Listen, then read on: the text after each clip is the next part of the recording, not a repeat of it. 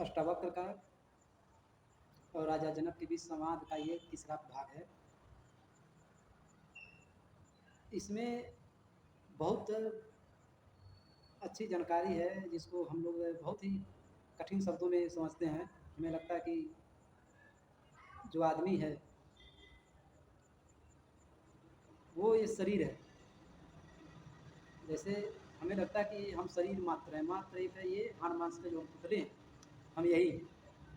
लेकिन अष्टावक्र जी बता रहे हैं कि मनुष्य पंचभूत नहीं है। वह न पृथ्वी, न आकाश, न वायु, न अग्नि और न ही वह जल है। वह तो आत्मा का चैतन्य स्वरूप है। वो बता रहे हैं कि आदमी का जो शरीर है ये पांच भूतों से बना हुआ है, लेकिन ये पांच भूत से बना हुआ शरीर आदमी नहीं है।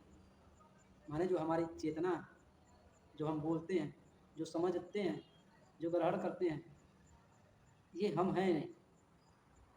ये सारी चीज़ें प्रकृति में आती है। तो आत्मा का जो स्वरूप है, ये जो पूरा ब्रह्मांड है, ये आत्मा का चैतन्य स्वरूप है जो कुछ न कुछ करती रहती है। कहीं पे फूल खिल रहे हैं, कहीं मुरझा रहे हैं, कहीं कोई जन्म ले रहा है, कहीं कोई मर रहा है। तो ये उसका चैतन्य स्वरूप है जिसको देख सकता है। ये उसका एक आवरण है, लेकिन ये आत्मा नहीं है। नहीं, ये पूर्ण चैतन्य है। ये अपूर्णता भी है, इसमें सब कुछ चलता है। इसमें नीचे ऊपर, ऊंच नीच, घटित हो रहा है, बढ़ित हो रहा है, आगे पीछे, कोई जी रहा है, कोई मर रहा है, कोई आ रहा है, कोई जा रहा है, ये सब कुछ होता है। पंचभूत तो केवल साक्षी है। पंचभूत आत्मा का साक्षी है। आत्मा का स्वरूप ही ये पंचभूत बना है। ये पूरा ब्रह्मांड, पूरा प्रकृति, पूरा शरीर, ये सब कुछ जो है पंचभूत में ही समाहित है। पंचभूत तो केवल साक्षी है। इसी को महात्मा गौतम बुद्ध जी बोलते हैं कि जब उनको ये इनलाइटनमेंट का जो अनुभव हुआ, वो जो परम सत्य को जाने, तो उनसे ये प्रश्न पूछा गया। प्रकृति ही पूछ रही है, जो भीतर का दानव, भीतर का जानवर है, जो पूछ रहा है कि तेरा ये अनुभव, तेरा जो ये परम सत्य को जानने का जिसको तुम अधिकार बता रहे हो, इसका साक्षी कौन है? तो वो किसको साक्षी बनाते कि ये धरती, ये प्रकृति, ये मेरी साक्षी है, ये जानती है कि मैं जान चुका हूँ, मैं ही चैतन्य स्वरूप हूँ।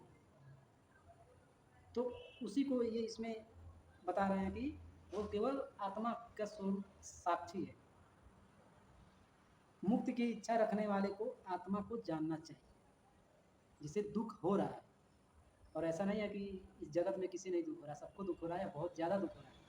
और ये दुख ही बताता है कि मुझे दुख से मुक्ति चाहिए। मुक्ति की आकांक्षा रखने वाले को आत्मा को जानना चाहिए। आत्मा शरीर में होती ही नहीं है, पहली बात। अगर ये यहाँ बता रहे हैं कि आत्मा को जानना चाहिए, इसका मतलब है ये थोड़ी है कि मेरी शरीर में आत्मा होती है।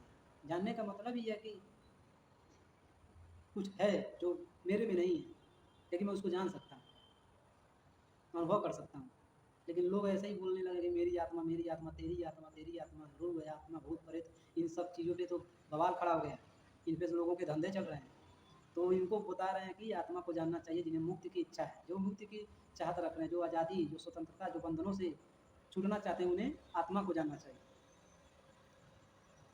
आदिकाल से ही स्थापित है कि मनुष्य का शरीर 5 तत्वों से बना है, और यही से शरीर की महत्ता आरंभ हो जाती है। मनुष्य शरीर का सेवक बन जाता है।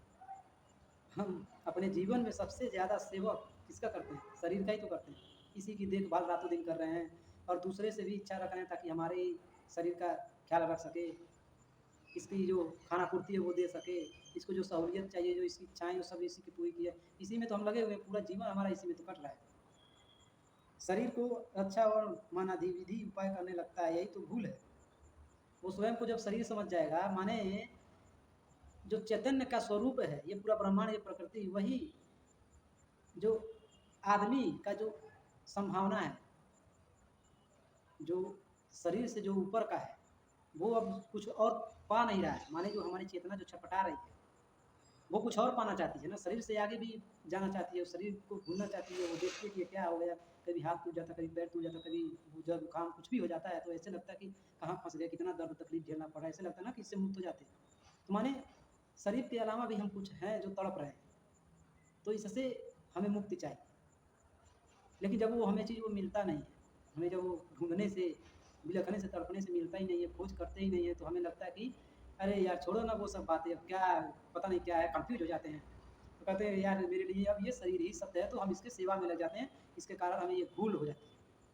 फिर हम स्वयं को जान नहीं पाते और इसमें दर-बदर ठोकर खाते ही रहते हैं। और यही हो रहा है कि जब लोग स्वयं को नहीं जानेंगे, शरीर से अलग खुद को देखेंगे ही नहीं, तो शरीर के ही अकॉर्डिंग जी रहे हैं। जो काम शरीर उनका करवाएगा उनसे वही करेंगे।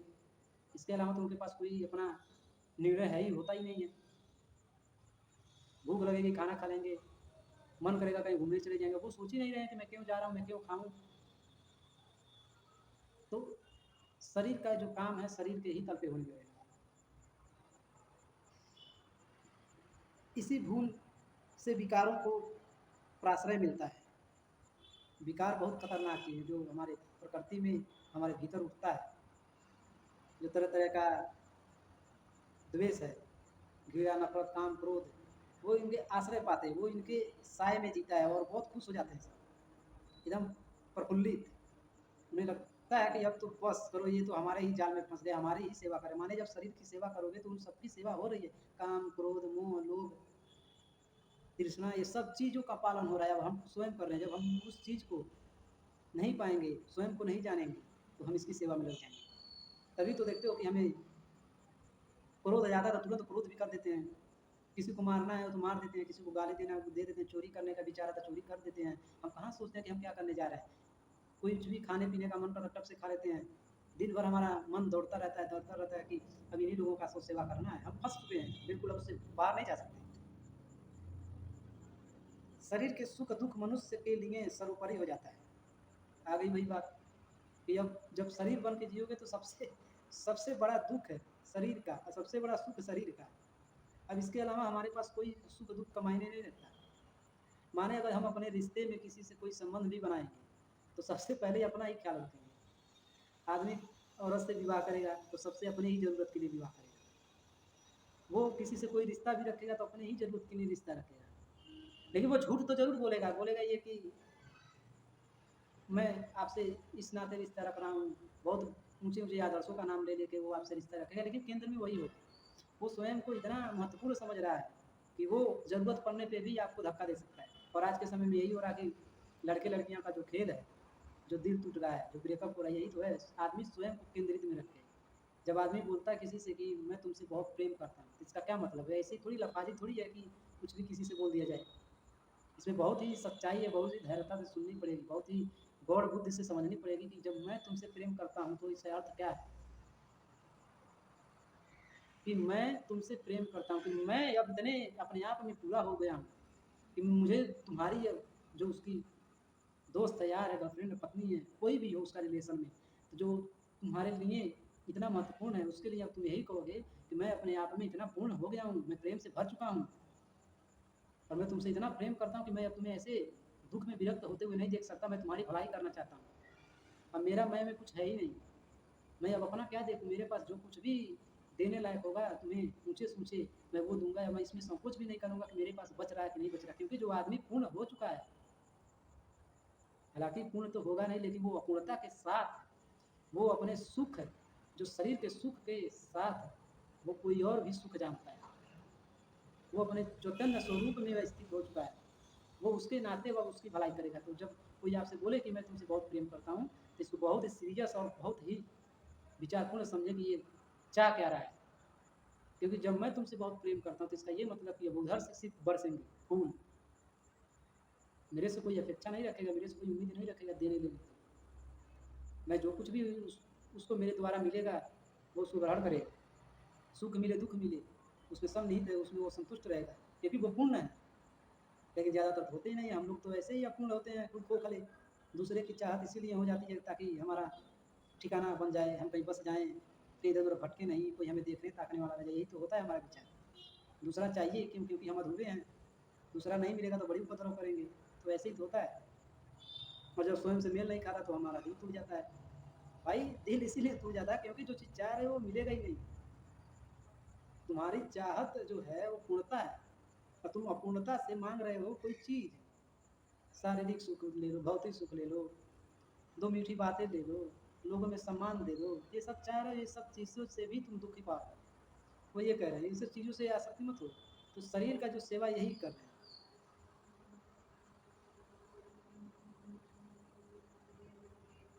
शरीर कहाँ से आया? किसने पंच तत्वों को एकाकार होने का आश्रय दिया? आत्मा ने, क्योंकि चैतन्य की क्रियाशील और नेतृत्वकर्ता होता है। आत्मा चैतन्य है, आंतरिक शक्ति है जो पंचभूतों को शरीर निर्माण की प्रेरणा करती है। अष्टावक्र कहते हैं कि जो तुम हो वह आत्मा हो, पंचभूत नहीं हो। तुम चैतन्य हो, तुम स्वयं को शरीर से विलक समझो। पंचभूतों का महत्व देकर शरीर की श्रेष्ठता स्थापित करने वाले गीतों में डूब जाते हैं। चैतन्य का महत्व समझो। चैतन्य हो तुम, कहाँ पंचभूत के भ्रम में पड़े हो। जो भूत ही है उन्हें सदा चिरंतर आत्मा से अधिक महत्व क्यों? अष्टावक्र देह के मोह को भारी भूल कह रहे हैं। वो बोल रहे हैं कि देह से जब जुड़ जाओगे, देह को वही अपना असली संपदा समझोगे, इसे ही घिसोगे, इसे ही मनोगे, इसे ही सेवा पानी दोगे और इसी का उपयोग करके फिर जियोगे। जैसे मान लो कोई आदमी है किसी फैक्ट्री में काम कर रहा है और वो कड़ी मेहनत कर रहा है, बहुत ही मेहनत कर रहा है शरीर का श्रेय लेके। माने मैं इस शरीर का श्रम लगाकर काम कर रहा हूँ और इससे काम किया जो रोटी मिल रहा है वो मैं फिर अपने शरीर पर ही लगा रहा हूँ। माने मैंने इस शरीर का इस्तेमाल किया और इस इस्तेमाल करके जो आमदनी मिली उससे मैं रोटी खा के फिर इस शरीर पे ही लगाया। तो ले देकर तो हम एक ही काम कर रहे हैं ना, शरीर का देखभाल। जब कुछ भी बाहर करेंगे और इस शरीर के लिए करेंगे, कामनाओं के लिए करेंगे, अपने लिए करेंगे, तो यही होगा कि हम एक ही जीवन जी रहे हैं, शरीर की सेवा। बाहर कुछ भी कर रहे हो लेकिन एक ही चीज़ है, शरीर की सेवा। तो हम तो स्वयं कुछ है ही नहीं, इस शरीर के अलावा, पदार्थ के अलावा कुछ है ही नहीं, ये पंचभूत हैं। तो हमें फिर दुख सुख की अनुभूति कैसे होती है? कौन है जो दुख भोग रहा है? कौन है जो सुख की बात कर रहा है? कौन है जिसे अभी मुक्ति चाहिए? कौन है जो तड़प रहा है? ये सब बात क्यों कर रहे हो? इसीलिए तो कर रहे हो ना, क्योंकि तुम शरीर से अलग हो। बोलते भी हो कि ये मेरा हाथ है, मेरा आँख है, मेरा नाक है, मेरा सब कुछ बोलते हो, मेरा है, मेरा है। यहाँ तक कि बोलते हो कि ये मैं हूँ। अपने आप को बड़े गौर से देखो। जब अपने आप को हम नहीं समझा पाते, नहीं समझ पाते कि मैं कौन हूँ, तो हम बोलते हैं मैं ये हूँ, ये मैं हूँ। ऐसे को दिखा दो अपना ये पूरा जो पंचभूत का ढांचा है, इसी को दिखा के हम अपने आप को प्रदर्शित करते कि ये मैं हूँ। इसके अलावा हमारी और कोई पहचान है? हम स्वयं को नहीं जानते। तो स्वयं को जाने बगैर जो कुछ भी हम करेंगे वो बहुत ही दुख देगा। इसका ये मतलब नहीं है कि जो कुछ कर रहे हैं वो दुख नहीं देगा।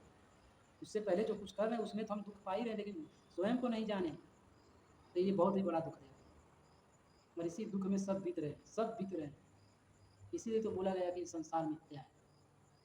इसमें वही हो रहा है जो प्रकृति ने रचा है।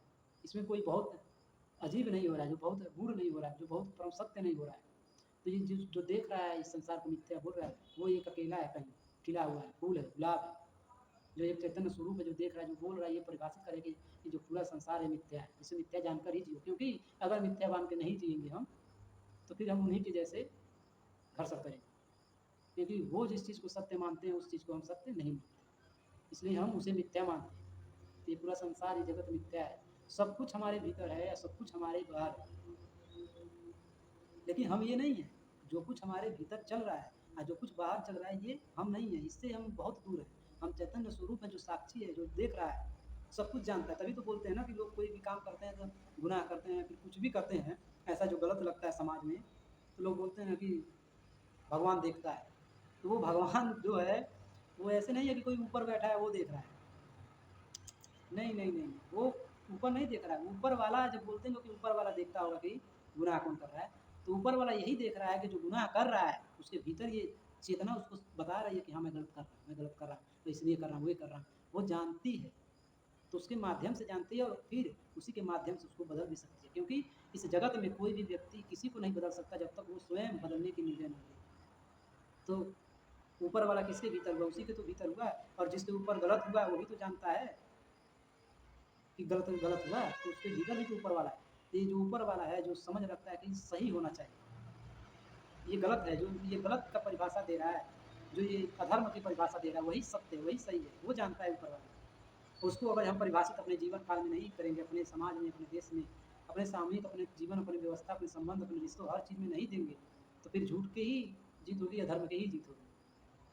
तो ऊपर वाला कोई ऊपर नहीं बैठा है, ऊपर वाला हमारे भीतर बैठा है, उसको समझें। वही आपका चैतन्य स्वरूप है, उसी के अकॉर्डिंग जीना होता है, ना कि उसको न जाने और फिर शरीर को ही सत्य मान के इसी की सेवा पानी करें और बोले कि हमें तो भोग विलास कराओ, कुछ दिखता ही नहीं।